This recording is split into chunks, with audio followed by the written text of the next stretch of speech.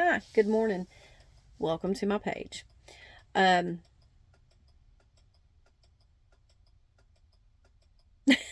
Suddenly forgot what I was going to do. So, I wanted to start a series with you guys on my journey. Let me just move this camera up just a little bit. I don't want you guys to see all the chaos that is my house right now because we are in the middle of what we call the big switch. I do live in a camper, obviously. This is a camper. And we have a shit ton of coats and jackets and hoodies and sweaters and all the things over here. But we are going to be taking the big jackets, the heavy duty stuff over to storage today. And just a side note before I get into what this video is going to actually be the start to, let me just say that camper life is not for everybody. Okay. It's not something that you can just do. Okay. Look, you, as with anything in your life, yes, you can just do it. However, not everyone is cut out to just do it. Okay. I'm not trying to discourage you. I'm just saying it's a busy life. There's so many chores and things involved, and it's so easy to forget that you live in a vessel that is, or a home, that domicile, that's the word I was looking for, that is probably roughly a third of what you were used to living in before, and sometimes a lot less than a third. Okay. Anyway, with all of that being said, let's move forward into what this video is actually about. So this is the beginning of my Walk with Hekate series, if you will. Different people pronounce her name different ways. I feel like it is imperative, I think, to maybe try to learn the Greek pronunciation, because that's probably going to be her most ancient pronunciation that we may be able to get a hold of. You see, Hekate was worshipped in what is now modern day Turkey, probably at least 1,000 years before she was ever assimilated into the Greek culture. Now, I want to say something about that too, so that you guys know that this is not just going to be some shallow, this is what I do, this is what happens. No, because yes, a lot of what's going to be contained in these videos is going to be my personal gnosis, some of which is unverified, some of which is shared, some of which is later on, after I had been walking with her for a while, I found was actually something that was part of her practice. I'll give you one example. When I first started working with Hekate, it was for justice. Well, orange is a candle color that is notoriously used. I was just a budding practitioner, okay? Orange is a color that is used for justice. Well, Hekate is actually all about justice. She loves the color orange. It's one of her traditional colors. I do air quotes with traditional colors because here's where I have just a tiny bit of an issue. It's not really an issue. It's just deities and spirits weren't known to have affiliations with colors until very much later in humanity's journey with worshiping and reverencing deities. Okay. So that's kind of a relatively new concept as far as how you interact with a deity, is via certain colors. Now, with that being said, I am very much so a witch about color. Okay. So when I practice with her, when I reverence her, because I use her energy in my magic too. And my spirituality with her and my practice are intricately and inseparably interwoven. I can't have my practice without her. That is not negating my own divinity. That is another part of the series, but I'm just kind of giving you guys an overview of what we're going to learn about here. Anyway, we're going to learn about things that have happened with me things I've found out with her that she enjoys from me specifically, and she may enjoy the same thing from you as far as offerings are concerned. She is definitely a liminal being, and we're going to talk a lot about that because I feel like some of us humans here on this planet are actually, our souls, our spirits are rather liminal as well. And if you're not sure about the definition of liminal, it simply means it's like in between, you know. Liminal spaces are those spaces in between. It can be applied to things that are physical and mundane as well as spiritual and magical. We're going to be learning about that. I will also touch on some traditions with her that have been found to be practiced throughout her history as a goddess. And I want to say this, I really feel like there has been,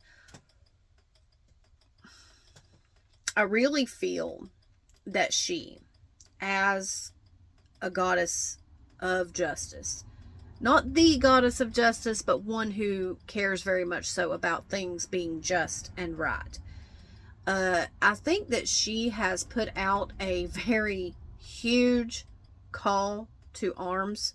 So a lot of people who've never even thought about working with her are starting to think about working with her, and they're curious. So I'm hoping that these videos, as we go through things I've learned about her from my own perspective that she enjoys and likes for me to do, me sharing that, me sharing with you the knowledge that I've gained about more traditional things with her, things that have been carried on through the eons of her existence, that and through the millennia of our, you know, worshiping her, or reverencing her, or recognizing her as a deity. I hope that through that and through these videos that it will help you, and maybe it'll help you decide whether or not you want to heed the call. If you feel that you've been called by Hekate, we are going to talk about what it's like to be called, to work with or learn from.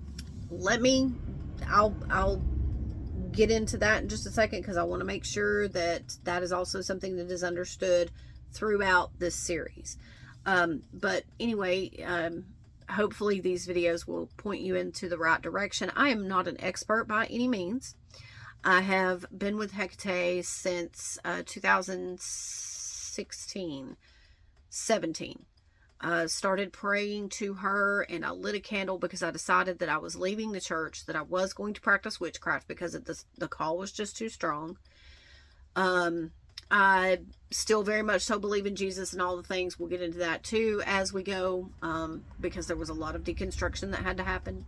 Anyway, started working with her in 2017, in March of that year, and by May of that year, we had justice for a situation that had been going on and had been being dragged on since 2014.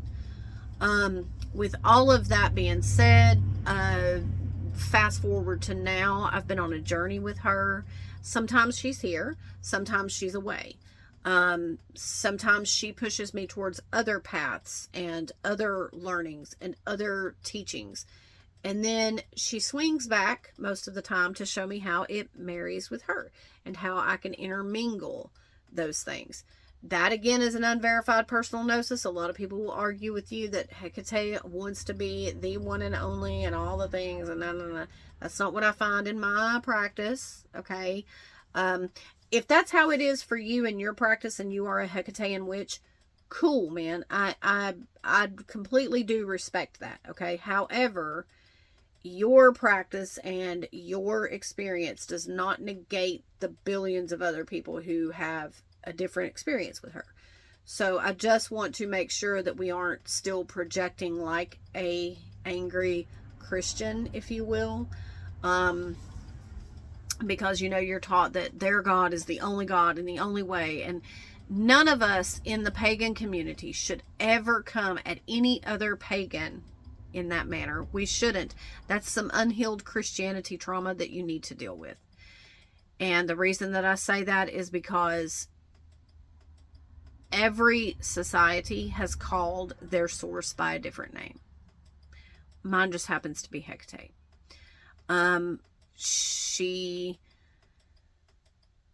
I believe she was probably revered on a much higher level in her probable place of origin, which is, like I said, modern day Turkey, before she was assimilated into Greek mythology. Now, as we know, Greek mythology has been grossly misinterpreted and mispresented on purpose, and it was started by Romans who wanted to vilify a lot of the Greek mythos. They wanted to vilify it. They wanted to, and Christianity that has wanted to demonize everything, which is why you will find Hecate's name on Richard Duconte's list of demons. You will also find Loki there. You will find several deities from the Hindu practice in the list. He is not the only one that included Hekate, Loki, and other deities across the world that were demonized. The reason they are included in those lists is not because you necessarily have to recognize them as a demon or a daemon. We'll get into that. Before this video gets too long, I'm just going to wrap it up here and get to the finishing point. We are going to learn a lot about Hekate. We are also going to learn a lot about a lot of other things. I will label whether we are talking about Hekate or we're talking about other spiritual paths and beings. But yeah, Granny wants to really share her journey with Hekate, and I want to share other parts of my spirituality that I don't normally share. A lot of this is going to be subscriber only content on platforms where I can place YouTube videos. That is why I'm not sure I'm going to do it on TikTok. So anyway, I just wanted to kind of jump on into this. I know this video has been lengthy, but yeah, a lot of information to unpack and uncover, and I hope that you guys have a wonderful Monday. Stay witchy, bitches.